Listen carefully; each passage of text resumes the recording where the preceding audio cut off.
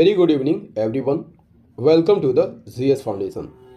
आप सभी छात्रों का तहे दिल से स्वागत करता हूं, अभिनंदन करता हूं। आज की क्लास में हम लोग करने वाले हैं हिस्ट्री। बहुत ही स्पेशल क्लास लेकर आया हूं आप सभी छात्रों के बीच। जेपीएससी, जेएसएससी, सीजीएल, झारखंड या झारखंड के बाहर पूछे जाने वाले वे सभी एग्ज़ाम जहां हिस्ट्री पूछे जाते हैं, उन सभी छात्रों के लिए बेहतरीन क्लास लेकर उपस्थित हो गया हूं। सभी छात्रों से मेरा आग्रह रहेगा कि इस क्लास को आप शुरू से लेकर एंड तक ज़रूर देखिएगा। इस सेशन में जितने भी एमसीक्यू लिए गए हैं दोस्तों, सारे एक्सपेक्टेड हैं, किसी न किसी एग्ज़ाम में पूछे गए हैं। तो सभी छात्रों से अनुरोध है, विनती है कि एक बार फटाफट से इस सेशन को दोस्तों के साथ शेयर कर दीजिए। और यदि आप भी इस चैनल पर नए हैं तो चैनल को सब्सक्राइब कर लीजिए, बेल आइकन को प्रेस करना मत भूलिए। चलिए दोस्तों, आज के सेशन की शुरुआत कर लेते हैं। सेशन का पहला सवाल है दोस्तों आपके स्क्रीन पर।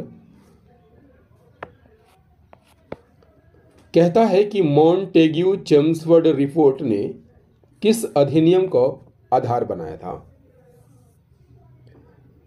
मॉन्टेग्यू चेम्सफोर्ड रिपोर्ट ने किस अधिनियम का आधार बनाया था? सही आंसर हो जाएगा ऑप्शन ए, भारत सरकार अधिनियम 1919 का आधार बनाया था। भारत सरकार अधिनियम 1919, गवर्नमेंट ऑफ इंडिया एक्ट 1919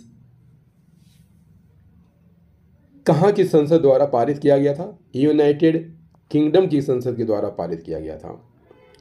इसे मॉन्टेग्यू चेम्सफोर्ड सुधार के नाम से भी जाना जाता है। क्यों जाना जाता है? क्योंकि इस अधिनियम के पारित होने के समय लॉर्ड मॉन्टेग्यू भारत सचिव और लॉर्ड चेम्सफोर्ड वायसराय थे। यही कारण है कि इस अधिनियम को मॉन्टेग्यू चेम्सफोर्ड सुधार के नाम से जाना जाता है। अगला सवाल कर लेते हैं। दूसरा सवाल हमारा रहेगा, नील दर्पण नाटक निम्नलिखित में से किस विद्रोह से संबंधित है? सही आंसर हो जाएगा ऑप्शन डी, नील विद्रोह से संबंधित है। नील दर्पण की बात कर लिया जाए दोस्तों तो एक प्रसिद्ध नाटक है। इसके रचयिता दीनबंधु मित्र हैं। रचना कब हुई थी? 1858-59 में। और जो बंगाल में नील आंदोलन हुआ था, नील विद्रोह हुआ था, उस आंदोलन का एक कारण बना था। Next question, question number 3। Chandrashekhar Azad की शहादत निम्नलिखित में से किस तारीख को हुई थी? सही आंसर हो जाएगा option B is the correct answer, that is 27 February 1931 को। चंद्रशेखर आजाद की बात कर लिया जाए दोस्तों तो भारतीय स्वतंत्रता संग्राम के स्वतंत्रता सेनानी थे। इनका जन्म 23 जुलाई 1906 को हुआ था और मृत्यु 27 फरवरी 1931 को हो गया था। Next question, question number 4। 1857 के विद्रोह के दौरान निम्नलिखित में से कौन भारत का गवर्नर जनरल था?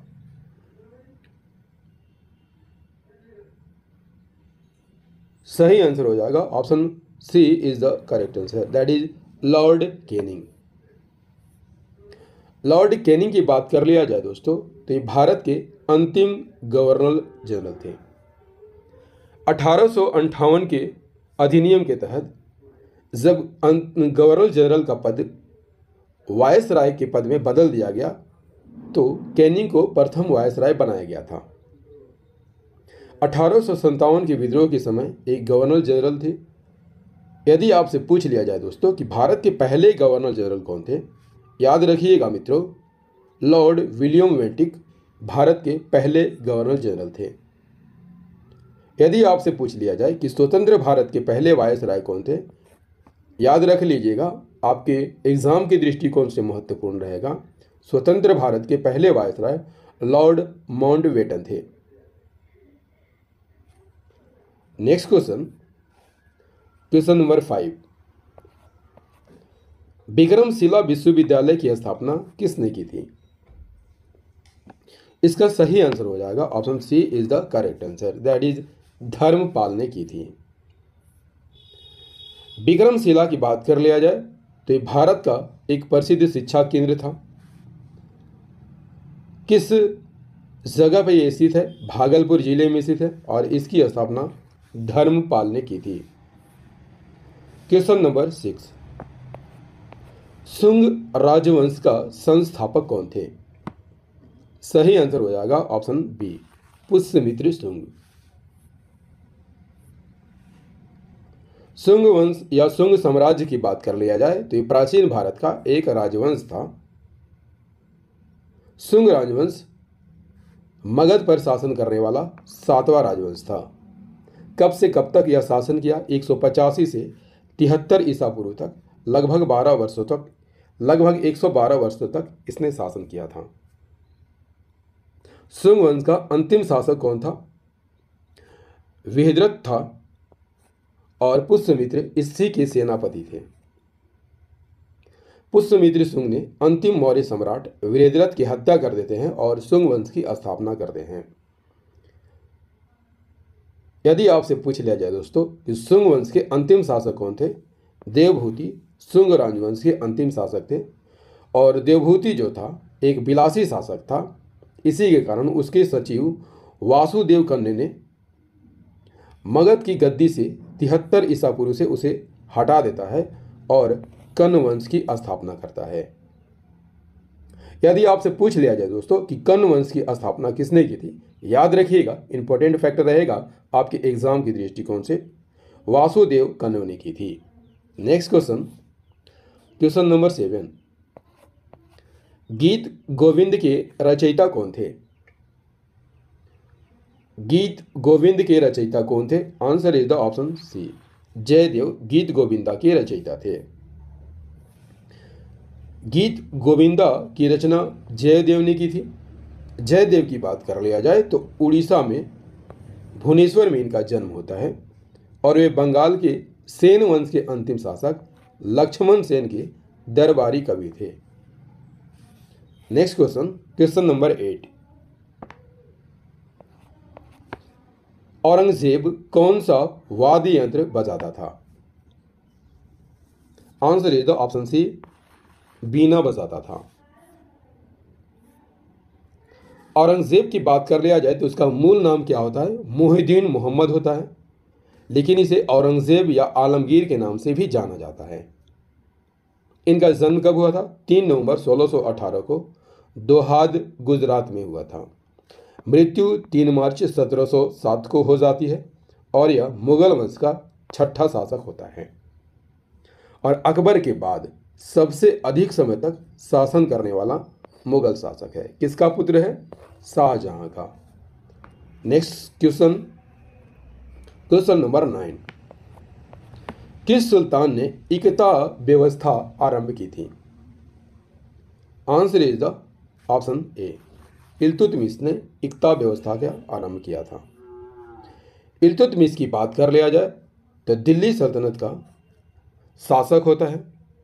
वह ऐबक का गुलाम और दामाद होता है।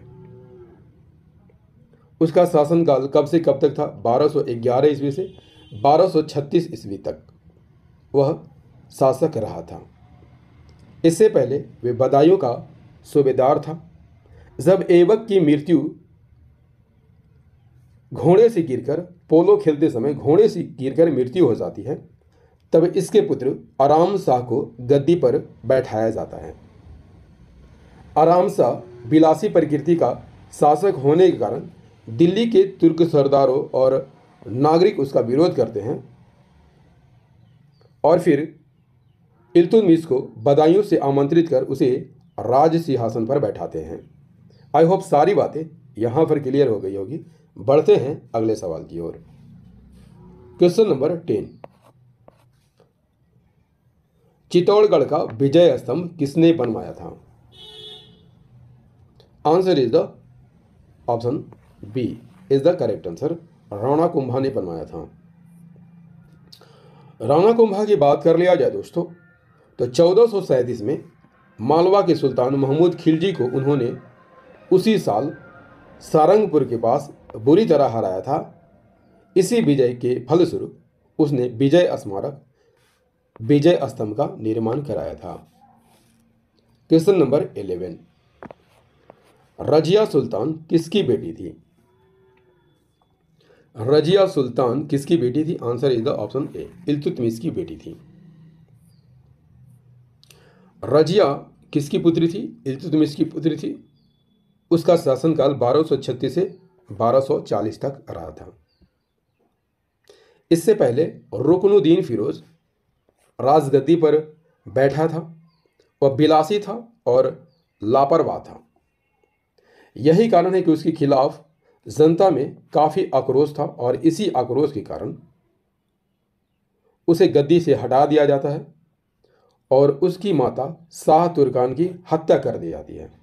इसके बाद रजिया सुल्तान को गद्दी पर बैठाया जाता है। Next question, question number 12, Tarain की पहली लड़ाई किसके बीच हुई थी? तराइन की पहली लड़ाई किसके बीच हुई थी? Answer is the option D, Mohammad Ghori और पृथ्वीराज चौहान के बीच हुई थी। याद कर लीजिएगा दोस्तों, तराइन की दो लड़ाइयाँ होती है। पहली लड़ाई यानी तराइन का प्रथम युद्ध मोहम्मद गौरी और पृथ्वीराज चौहान के बीच होती है। कब होती है? 1191 में होती है। राजपूत शासक पृथ्वीराज चौहान ने मोहम्मद गौरी को इस युद्ध में बुरी तरह पराजित करते हैं। तराइन का दूसरा युद्ध मोहम्मद गौरी और पृथ्वीराज चौहान के ही बीच होती है। कब होती है? 1192 में। मोहम्मद गौरी ने पृथ्वीराज चौहान को इस युद्ध में परास्त कर देते हैं और इस युद्ध में उसकी हत्या कर देते हैं। क्वेश्चन नंबर 13, किस शासक को पोलो खेलते समय मृत्यु हुई थी? सही आंसर हो जाएगा ऑप्शन ए, कुतुबुद्दीन ऐबक की मृत्यु पोलो खेलते समय घोड़े से गिरकर हो गई थी। कुतुबुद्दीन ऐबक की बात कर लिया जाए दोस्तों, तो गुलाम वंश का संस्थापक होता है। किसका गुलाम है? मोहम्मद गौरी का। इसकी राजधानी कहाँ है? लाहौर। इसने कुतुब मीनार की नींव डाली थी। लेकिन यदि आपसे पूछ लिया जाए कि कुतुब मीनार के 5वें मंजिल का निर्माण किसके द्वारा कराया गया, याद कर लीजिएगा दोस्तों, इल्तुतमिश के द्वारा कराया गया था। इल्तुतमिश के द्वारा इसके 5वें मंजिल का निर्माण कराया गया था। इसने कब से कब तक शासन किया? 1206 से 1210 तक। क्लियर? अगला सवाल, क्वेश्चन नंबर 14, आगरा की स्थापना किसके द्वारा की गई थी? Answer is the option D, Agra की स्थापना सिकंदर लोदी द्वारा की गई थी। आगरा की स्थापना सिकंदर लोदी द्वारा की गई थी। सिकंदर लोदी की बात कर लिया जाए तो इसके बचपन का नाम क्या होता है? निजाम। इन्होंने 1504 में आगरा शहर की स्थापना की थी। इसी के आदेश पर संस्कृत का एक ग्रंथ है, आयुर्वेद ग्रंथ का फारसी में अनुवाद किया गया और नाम क्या रखा गया? फहरे सिकंदरी। उसने मुसलमान स्त्रियों को पीरों और संतों के मज़ारों पर जाने से प्रतिबंध लगा दिया था। मुसलमानों को ताजिया निकालने पर भी प्रतिबंध लगा दिया था। सिकंदर लोदी ने ही नगरकोट के ज्वालामुखी मंदिर की मूर्ति को तोड़कर उसके टुकड़ों को कसाईयों में बांट दिया था, मांस को तौलने के लिए। सिकंदर लोदी किस नाम से कविताएं करता था? याद रखिएगा, इंपॉर्टेंट फैक्टर रहेगा, परीक्षा में यह सवाल पूछा जाता है। सिकंदर लोदी ने गुलरुखी उपनाम से कविता करते थे। इस सेशन का अंतिम प्रश्न कर लेते हैं। क्वेश्चन नंबर 15, लोदी वंश का अंतिम शासक कौन था? सही आंसर हो जाएगा ऑप्शन बी, इब्राहिम लोदी लोदी वंश का अंतिम शासक था। यदि आपसे पूछ लिया जाए दोस्तों कि लोदी वंश की स्थापना किसने की थी? बहलोल लोदी ने की थी। दूसरा शासक सिकंदर लोदी होता है और अंतिम शासक इब्राहिम लोदी होता है। इब्राहिम लोदी की बात कर लिया जाए तो दिल्ली सल्तनत और लोदी वंश का अंतिम सुल्तान था। 21 अप्रैल 1526 में पानीपत के प्रथम युद्ध में बाबर की सेना से यह हार जाता है। पानीपत की बात कर लिया जाए तो कहाँ, किस राज्य में है? हरियाणा में है। दोस्तों, हिस्ट्री की एमसीक्यू का सेशन आपको कैसा लगा? कमेंट करके ज़रूर बताइएगा। यदि सेशन पसंद आया हो दोस्तों तो इसे लाइक कर दीजिएगा, दोस्तों के साथ शेयर कर दीजिएगा, और यदि आप भी इस चैनल पर नए हैं तो चैनल को सब्सक्राइब कर लीजिएगा और बेल आइकन को प्रेस जरूर कर लीजिएगा। मिलते हैं अगले सेशन में, तब तक के लिए जय हिंद, धन्यवाद।